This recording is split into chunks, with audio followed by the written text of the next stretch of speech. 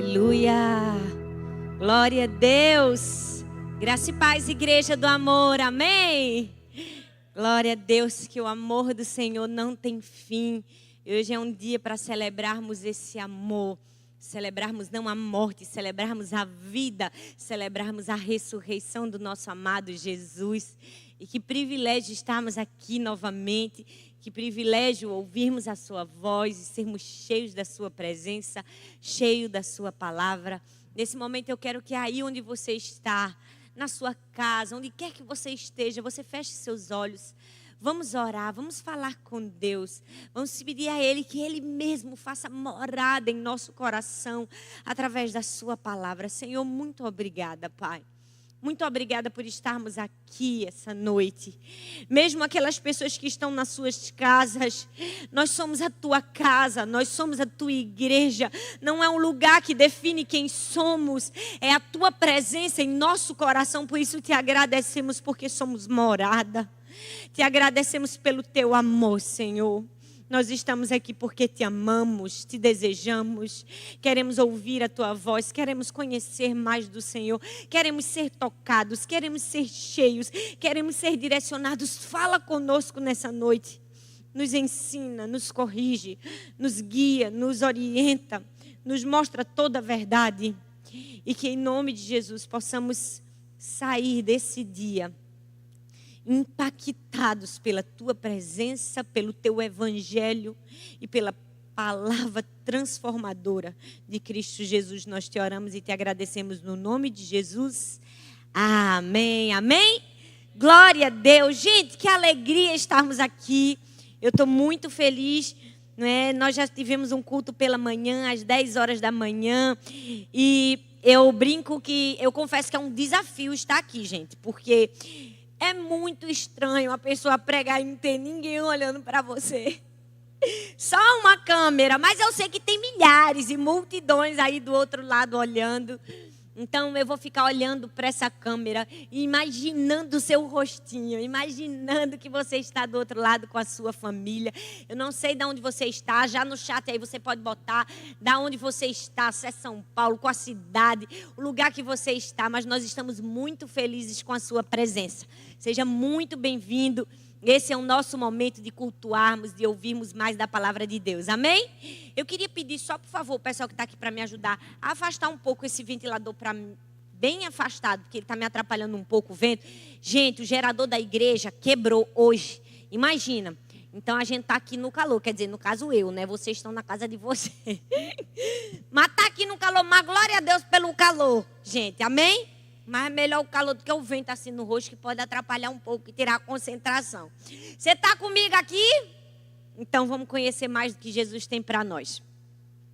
Por onde andei enquanto Jesus me procurava? Eu queria que você, na sua casa, onde você estiver, leia a Bíblia comigo em Levítico, capítulo 6, o verso 12 e o verso 13, por favor. Diz assim: o fogo que está sobre o altar arderá nele e não se apagará. Mas o sacerdote acenderá a lenha nele a cada manhã. E sobre ele porá em ordem o holocausto, e sobre ele queimará a gordura de ofertas pacíficas. Eu quero que aí no seu lugar, onde você está, fala comigo, não se apagará. Fala comigo, a cada manhã. Fala comigo, ofertas pacíficas. Você vai entender porque eu pedi para você repetir essas 3 partes desse texto. Hoje em dia, a gente vive num momento onde a publicidade determinou a força das datas especiais. É muito comum a gente honrar as pessoas por ciclos, por etapas, de tempos em tempos. Você vai perceber que tem filho que é assim, ele passa o ano todinho, não está nem aí para o pai e para a mãe, não está nem aí para as necessidades do pai e da mãe. Mas chega maio e agosto, ele compra um presente, vai na casa do pai e da mãe, tira uma selfie e posta nas redes sociais. Já percebeu que às vezes a gente também cai na cilada de passar o ano inteiro e não está nem aí para as causas sociais, não está nem aí para a família, mas parece que quando chega dezembro, bate um espírito coletivo de irmã Dulce e pá, De repente está todo mundo generoso. Está todo mundo dando presente. Já percebeu que às vezes a gente espera chegar o dia 12 de junho, o dia dos namorados, para comprar um presente para a esposa ou para o marido? Já percebeu que a gente espera o aniversário de alguém importante para a gente escrever um texto, uma carta e dizer, eu te amo? Você percebeu como, infelizmente, a sociedade nos leva a amar um amor esporádico, um amor de tempos em tempos, de oportunidades em oportunidades, um amor por datas. O comércio estabeleceu que fosse assim. E a gente permitiu que fosse assim, mas eu quero te fazer refletir comigo o que isso fez você perder ou está fazendo você perder nos seus relacionamentos. O que isso tem tirado de mais precioso das pessoas que você realmente ama? Será que nós estamos escolhendo um momento para alimentar um amor que é vital na nossa vida? Eu chamo isso de a síndrome do amor esporádico. Gente, essa foi uma teoria que eu mesmo criei, porque eu acho bonita as pessoas criarem teoria. Esse dia eu estava lendo um livro que tinha tanta teoria que a pessoa criou. Eu digo, gente, como é chique criar uma teoria, não é? Vou criar uma teoria. A síndrome do amor esporádico. O que é isso? Eu alimento o amor de tempos em tempos, em momentos, em épocas especiais. E às vezes a gente não está percebendo o tanto que nós estamos afastados verdadeiramente das pessoas que nós amamos. Sabe por quê, gente? Porque refletir hoje em dia é uma coisa muito difícil. Ficar em silêncio, misericórdia. Ficar sozinho consigo mesmo é um grande desafio. Agora, ficar sozinho com Deus é um desafio maior ainda. A quarentena que nos diga. A quarentena está provando isso para a gente. Mas deixa eu te dizer algo. Nós precisamos entender que o nosso relacionamento com Deus, as disciplinas espirituais como oração, leitura da palavra, elas não são uma opção na vida da gente. Elas são uma necessidade. É uma questão de sobrevivência. Se não alimentarmos o nosso relacionamento com Deus, todos os dias, uma hora, nós vamos sucumbir. Precisamos evitar e fugir o máximo que a gente puder da síndrome do amor esporádico. Por quê? Porque Deus está ali todos os dias desejando a nossa presença, todos os dias desejando ter intimidade com a gente. Foi assim desde o jardim do Éden. Deus ama relacionamento, Ele nos fez para o relacionamento. Nós é que muitas vezes estragamos o nosso relacionamento com Deus. Por quê? Porque fazemos dele um amor esporádico. E sabe o que eu mais amo em Deus? Sabe o que eu mais amo em Jesus? Que mesmo a gente tendo esse tipo de comportamento sujo, feio, traiçoeiro, Deus sempre é capaz de nos levar no caminho de volta à presença. No caminho de volta para o relacionamento. Foi isso que Ele fez no Éden. Foi isso que Ele fez com o povo de Israel no meio do deserto. Deus sempre está disposto a levar os seus filhos de volta ao lugar que a gente nunca deveria ter saído. E eu acredito que essa quarentena, Deus está nos levando de volta ao lugar do relacionamento, ao lugar da presença, ao lugar de onde nós nunca deveríamos ter saído. Esse é um retorno, e o retorno existe por causa do amor de Deus. Nós temos acesso à presença de Deus. Sabe, a gente precisa valorizar esse acesso. Eu não quero falar aqui do acesso que a igreja brasileira tem à presença de Deus, porque isso é fato, todo mundo já sabe. O Brasil é um país laico, graças a Deus, você tem acesso. Nem quero falar do acesso que nós temos a presença de Deus, porque isso também nós temos. Foi garantido por Jesus na cruz do Calvário, graças a Deus por isso. O que eu quero fazer, você e eu refletimos essa noite, o que nós estamos fazendo com o privilégio desse acesso à presença. O que nós estamos fazendo com o privilégio do acesso que temos à presença de Deus? Será que estamos fazendo pouco caso? Será que estamos tratando o nosso relacionamento com Deus como um amor esporádico? Como um amor que em dias especiais procura e nos outros dias vira as costas. Como tem sido a nossa relação com Deus, como temos devolvido o presente da presença, porque a presença está disponível para nós. Você vai ver quando você lê o Antigo Testamento, o quanto talvez a presença tenha se restringido por causa do pecado do homem. Mas deixa eu te dizer, Deus, através de Jesus na cruz do Calvário, se fez acessível para mim e para você. E nós não podemos desprezar esse amor. Não podemos esquecer esse amor. Mas uma coisa é certa. O caminho que nos leva até a presença de Deus tem algo muito peculiar no meio, chamado hábito. A força do hábito. Sim, a força do hábito. E eu quero falar sobre isso usando a figura do que nós lemos em Levítico, a figura do altar. Aí talvez você pode dizer, misericórdia, pastora. Mas hoje é Páscoa. Está todo mundo falando de cruz. Lá vem a senhora falar de altar, sim, eu vou falar do altar. Porque, na verdade, o altar e a cruz têm semelhanças profundas que talvez eu e você não nos atenássemos para isso. Mas eu quero que você perceba. A cruz é o grito de Deus. É o chamado de Deus para a humanidade, dizendo, você tem acesso à minha presença. O altar era, sim, a primeira coisa que se via quando se entrava na presença de Deus. O altar, se você ver, nós estamos aqui no altar. Ele é baixo, ele está acessível às pessoas. Assim como a cruz nos dá acessibilidade a Cristo. O altar e a cruz são duas figuras que a gente nunca pode deixar de olhar na vida. A gente nunca pode desprezar nem a cruz, nem o altar. Todos os dias precisamos deixar os nossos olhos fitos no altar e na cruz. E é sobre esse convite que eu quero falar para você.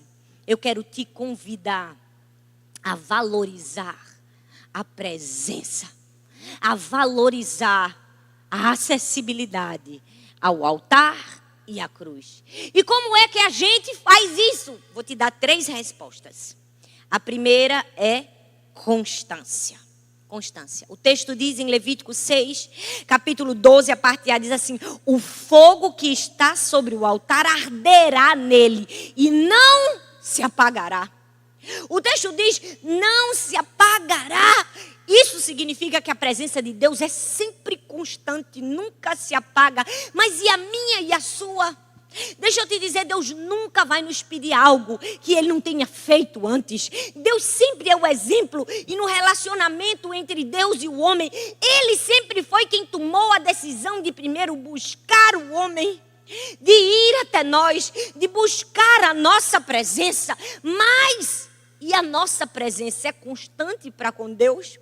O texto diz que o fogo no altar nunca se apagava. O fogo é o simbolismo, é o símbolo da presença de Deus. E se você estudar, você vai ver que o fogo nunca apagava no altar. Podia chover, não apagava. Podia bater um vento forte, não se apagava, porque a promessa que a presença de Deus é sempre constante na nossa vida. Mas e nós somos constantes também? Deus está sempre ao nosso lado. Ele nunca vai nos abandonar. Eu fico pensando que Deus deixou o Espírito Santo para estar ao nosso lado. Você já parou para pensar que o Espírito Santo é uma pessoa? Ele está do seu lado todo momento. A Bíblia diz que ele é o nosso paracleto, aquele que foi feito para estar ao lado. E quantas vezes nós ignoramos a presença do Espírito Santo? Quando você acordou hoje, o Espírito Santo estava do seu lado. Quando você tomou café, ele também estava do seu lado. Quando você fez algo que talvez não deveria fazer, o Espírito Santo estava ao seu lado. A presença dele é constante. Ele nunca te deixou. O que nos leva então a ignorar a presença de Deus? O que nos leva a ignorar a presença do Espírito Santo? Meu filho, eu pensei um pouco. E deixa eu te dizer, a gente só ignora a presença de uma pessoa por 2 motivos. Ou a gente está com raiva da pessoa, ou a gente não tem intimidade nenhuma com a pessoa. Porque é assim, marido e mulher, quem é casado vai me entender.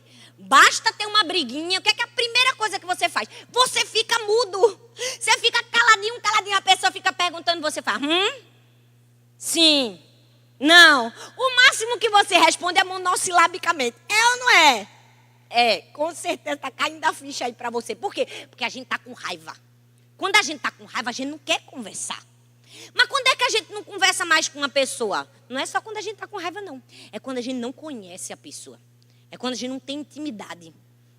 Fica num elevador com um bocado de gente que tu não conhece. Tu começa a falar da tua vida todinha? Não. Mas deixa eu te dizer uma coisa. O Espírito Santo está do seu lado. E por que você tem ignorado a presença dele? Talvez não seja raiva, talvez seja falta de intimidade. E olhe lá, gente. Porque às vezes nem a falta de intimidade nos impede de falar com as pessoas. Porque às vezes a gente entra num Uber. A gente fica numa corrida de 30 minutos. Quando termina a corrida, o Uber já sabe todos os problemas da sua família, todos os problemas da sua igreja, não é? Sabe até como vai ser seu casamento. Você não tem nem namorado, você já contou tudo para ele. E às vezes o Espírito Santo está no nosso lado todos os dias e a gente nem sequer puxa uma conversa. A gente nem sequer fala com ele. A gente ignora a presença dele. O que nos tem feito ignorar a presença de Deus? A presença de Deus é constante. O fogo nunca se apaga. Mas e nós? Como tem sido nossa resposta? Agostinho dizia assim, a oração é o encontro da sede de Deus com a sede do homem, é verdade? É o encontro da sede de Deus com a nossa sede, é uma via de mão dupla. Não é algo que acontece só de um lado, precisa haver bilateralidade, precisa haver a fome de Deus e a minha fome. E talvez essa quarentena foi necessário para você perceber o quanto Deus era presente e o quanto você estava ausente. E o que é que você vai fazer com isso? O que é que você vai fazer quando você percebeu essa ausência? Será que você vai chorar? Gritar? Porque tem gente que chora que é uma beleza. Chora até em posição fetal, mas não faz nada. Ou talvez você vai fingir que não é nem com você. Vai procurar piada para rir um pouco e desanuviar sua consciência. Não. Você precisa fazer alguma coisa. A presença de Deus é constante? Sim. E se talvez a nossa não tenha sido tão constante, o que é que a gente precisa fazer? Gente, eu vou te dar a resposta. A gente precisa identificar os ralos de pia. Aí você vai dizer, misericórdia, lá vem a pastora. Identificar os ralos de pia, o que é isso? Eu vou contar para você uma história e vou dizer para você o que é identificar os ralos de pia. Você já percebeu como a água, quando você liga a torneira, ela corre com uma maior velocidade para dentro do ralo da pia? E você já percebeu que parece que tudo que cai no ralo de pia é o que a gente tem de mais precioso? Faz o experimento, você passa a semana toda usando um brinquinho bem fuleiro, como diz no Nordeste. Bem baratinho. Mas ele está lá firme e forte na sua orelha. Mas basta você ir para uma festa importante. Basta você ir para um casamento, botar aquele único, o filho único. O precioso que você tinha. Parece que o cão vai lá, folga a tarraxa, o bicho pá, cai no ralo da pia. Vai direto para lá para o fundo. Isso aconteceu há um mês atrás, mais ou menos, quando eu estava ministrando a palavra, antes de entrar na quarentena. Gabi, que viaja comigo, minha assistente, ganhou um colazinho de um mês de namoro. Faz pouco tempo que ela estava namorando e ela estava tão feliz, apaixonada. E ela ganhou um colazinho de um mês do namorado. Quando ela foi botar o colar para a gente sair para ministrar a palavra, o que foi que aconteceu? Pimba! O colar foi cair no ralo da pia, ela correu desesperada, ainda puxou assim, com toda a força. Mas quando ela puxou, quebrou. E a coitadinha ficou tão triste, gente. Ficou tão triste. Eu descobri hoje de manhã que quando eu preguei, contei o exemplo, o namorado dela descobriu. Ele não sabia, me perdoe, Pedrinho, mas foi isso que aconteceu. E ela ficou triste porque o colazinho precioso tinha caído no ralo da pia. Você já percebeu que o ralo da pia tem a tendência de levar da gente o que é mais precioso? Você já percebeu que na sua vida tem muitos ralos de pia? Você já acreditou nisso? Se você não acredita, eu vou te dizer. Existem muitos ralos de pia que estão levando de você o que você tem de mais precioso. Se você quer descobrir, você faz o seguinte, você abre seu Instagram, vai lá em cima numa abinha chamada Sua Atividade e deixa o Instagram falar para você quantas horas você passa com ele enquanto Deus te espera. Vai lá no Netflix e vê quantas horas você passa com ele assistindo suas séries favoritas, enquanto Deus te espera. Vai lá para descobrir quanto tempo você passa jogando, enquanto Deus te espera.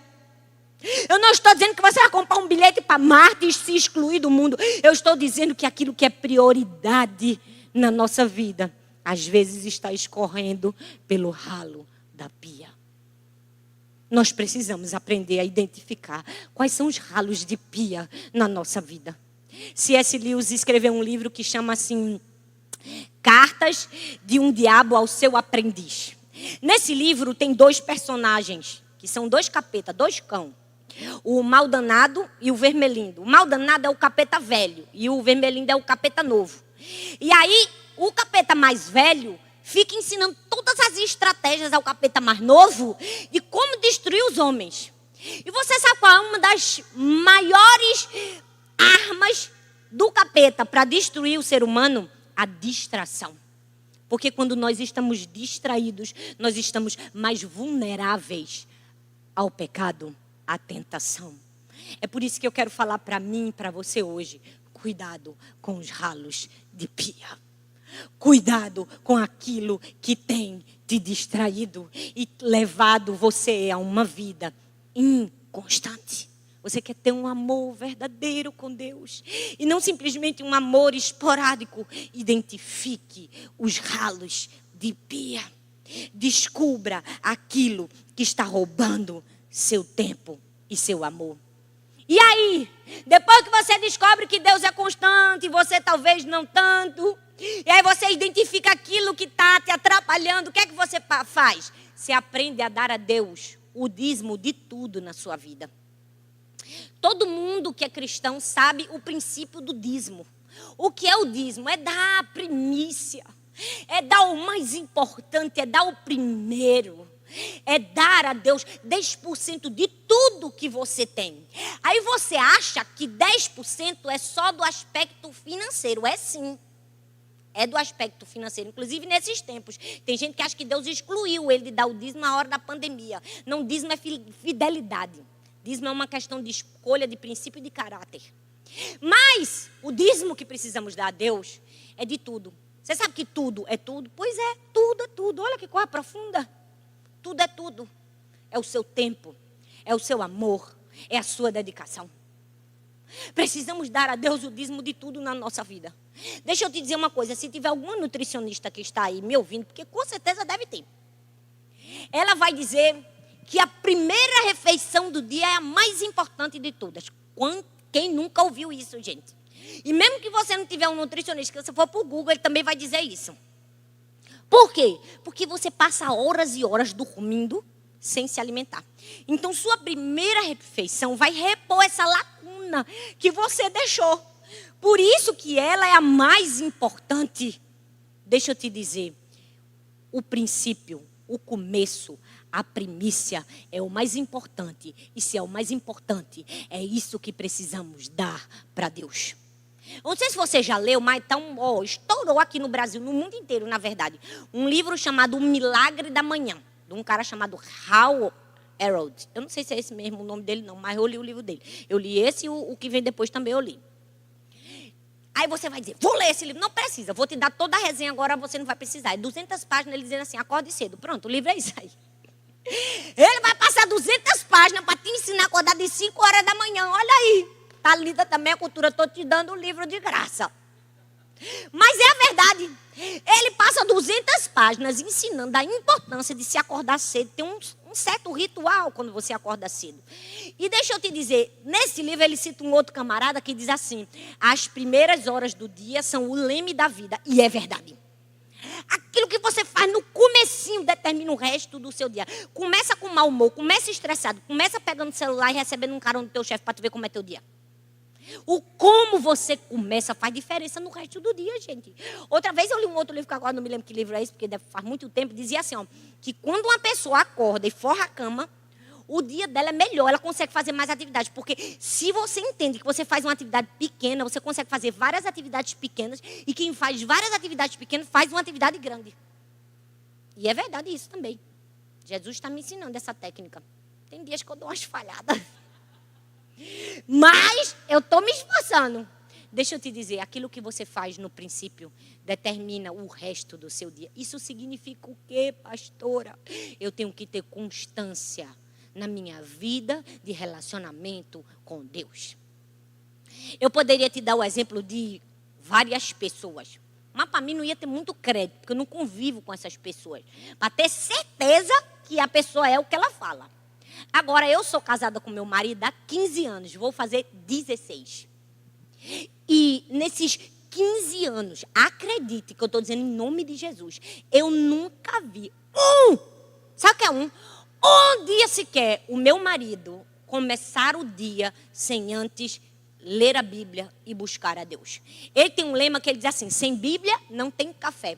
Esses dias eu até estava dizendo assim para ele: menino, escreve um livro aí, ó, sem Bíblia não tem café. O teu livro, tu tá perdendo de ensinar um princípio tão importante na vida para todo mundo, e tu tem know-how e credibilidade para falar isso. Gente, manda uma mensagem no Instagram do meu marido, manda ele escrever o livro, porque ele precisa nos ensinar. Na verdade, ele nos ensina.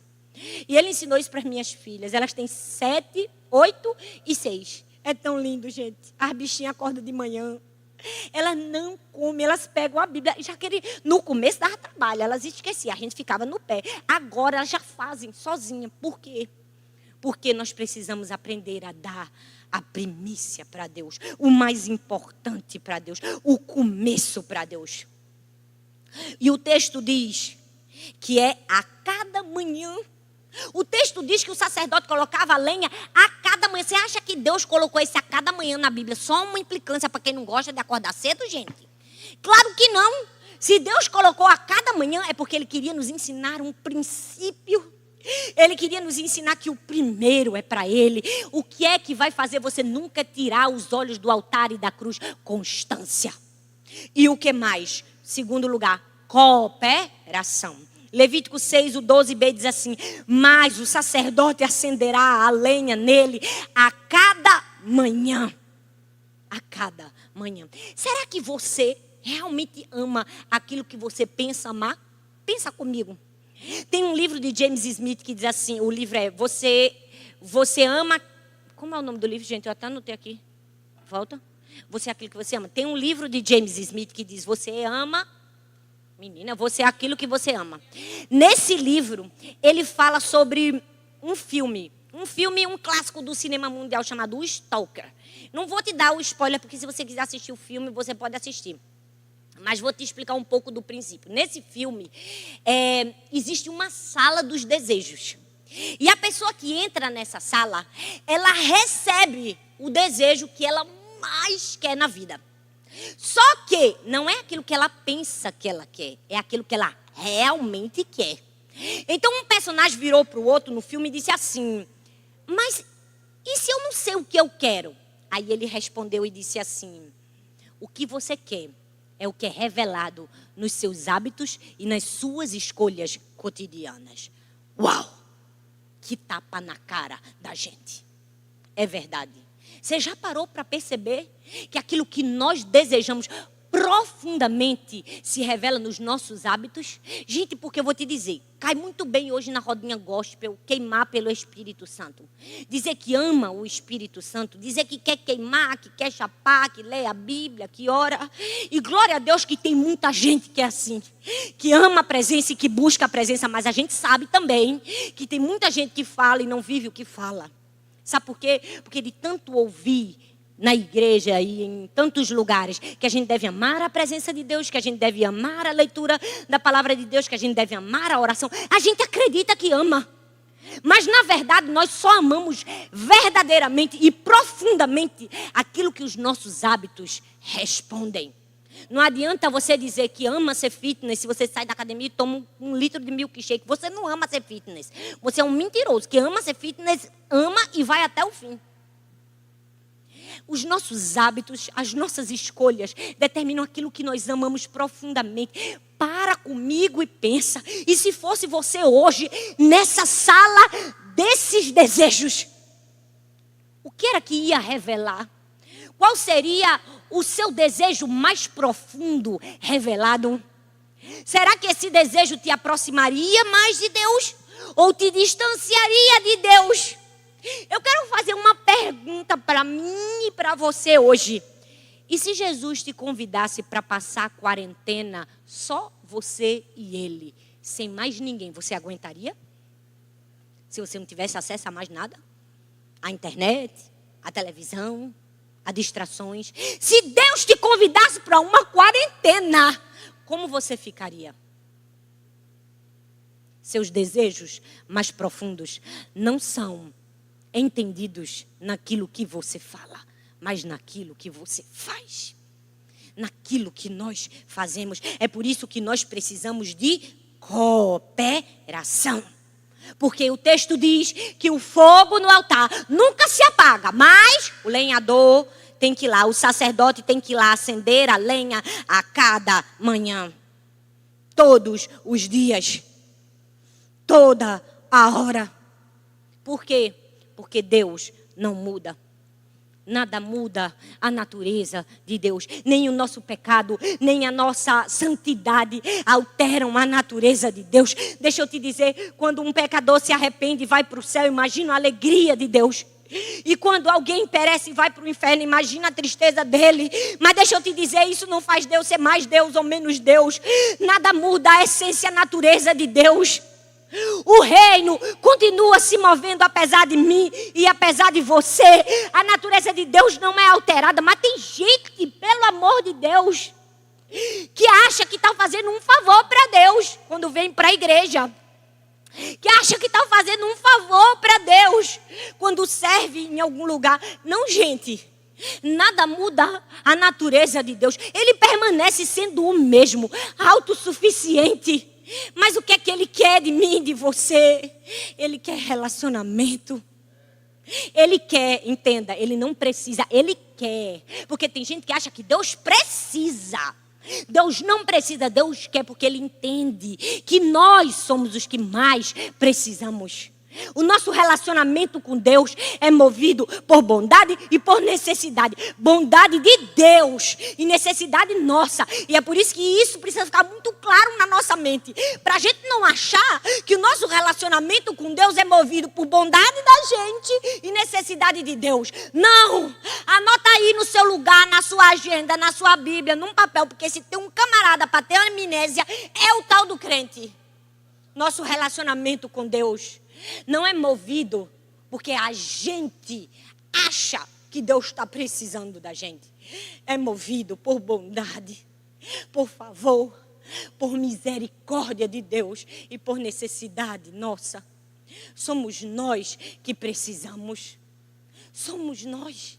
Talvez essa quarentena tenha mostrado para você o quanto você precisa dele.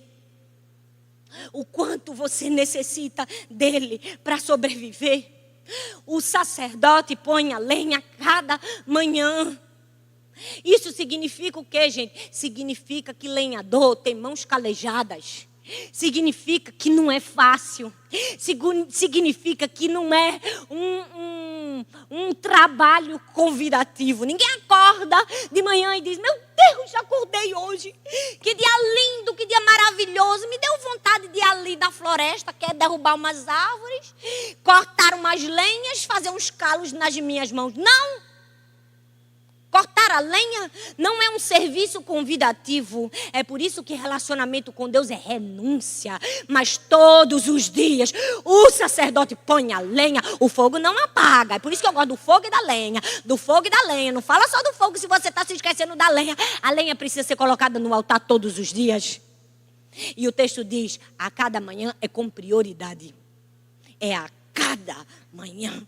Lenhador tem mãos calejadas. Lenhador tem mãos calejadas. Nós precisamos entender que nosso relacionamento com Deus exige alguns sacrifícios da gente. Exige algumas renúncias. Não venha me dizer que é fácil. Não é, não. Né? Esse que diz: eu me acordei com uma vontade maravilhosa de ler a Bíblia. Bom, glória a Deus se você é assim. Mas tem dia que eu não acordo, que eu não quero fazer nada. Que eu só quero mesmo é dormir. Mas quando você busca Deus, você faz por quê? Faz por amor e faz por renúncia. Por quê? Porque esse é o trabalho do sacerdote. E deixa eu te dizer, presta bastante atenção. O diabo, ele vai tentar te enganar. Ele vai tentar mostrar para você como ele trata bem bem. Ele trata bem os filhos dele. Já percebeu que aquelas pessoas que estão fazendo tudo errado, saiu dos caminhos do Senhor, tá pintando, como diz aqui no Nordeste, a miséria no mundo. Parece que tudo tá bom para ele, parece que ele arranjou o melhor emprego, tá ganhando o melhor salário, não é? O feed do Instagram dele só tem viagens. Você fica olhando assim e dizendo, meu Deus, como o diabo trata bem os filhos dele, não é? Eu tô aqui, meu Deus, servindo a Jesus, dedicando minha vida com tanta dedicação, com tanto amor. Meu currículo parece que tá fazendo aniversário, ninguém me chama. Né? Ou talvez você está servindo a Deus há tanto tempo, você diz assim, nem um vulto de um crush santo, de alguém para me casar, Jesus. Que tratamento é esse? Deixa eu te dizer, Deus está forjando você. Não se iluda. E talvez você pode dizer, pastora, mas já ouvi isso muitas vezes. Você precisou usar o maior exemplo de todos de perseverança, o nosso Senhor Jesus. Ele foi perseverante até o fim, até a morte, morte de cruz. E nós estamos hoje aqui para celebrar, porque Ele não desistiu. Ele disse assim, Pai, se for possível, passa de mim esse cálice, mas seja feita a tua vontade. Eu sei que esses meus inimigos estão aí embaixo, rindo, zoando, jogando sortes, e eu estou morrendo. Aparentemente eu estou perdendo, mas o jogo vai virar, porque ao terceiro dia Ele ressuscitou. Deixa eu dizer, o jogo vai virar na sua vida. Aparentemente quem serve a Satanás hoje pode estar ganhando, mas Deus preparou uma coroa eterna de vitória para você.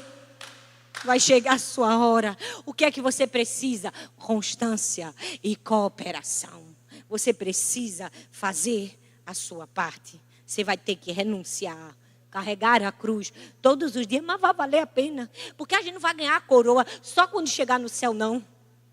Aqui ainda, aqui em vida, Deus não vai nos fazer nos beneficiarmos do favor e da graça dEle. E por fim, para nunca tirarmos os olhos do altar e da cruz, nós precisamos de entrega.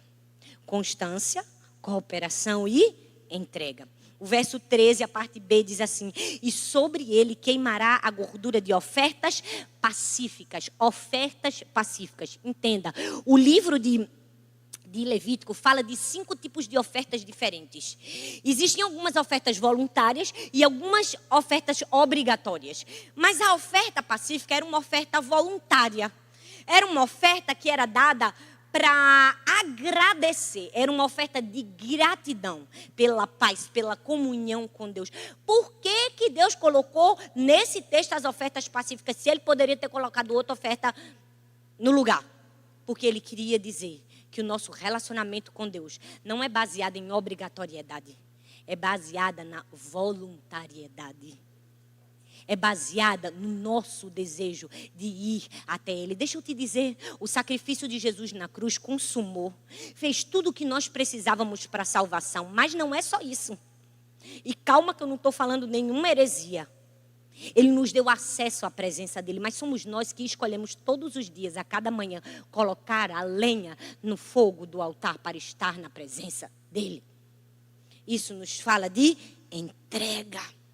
Tem uma escritora chamada Tati Bernardi que diz assim: a gente entende que saudade, além de não se traduzir, também não se cobra. Que presença e importância não se impõem. Por quê? Porque precisamos de uma entrega legítima, voluntária e verdadeira. Por quê? Porque Deus não obriga, Deus não coage, Deus convida, Ele corteja.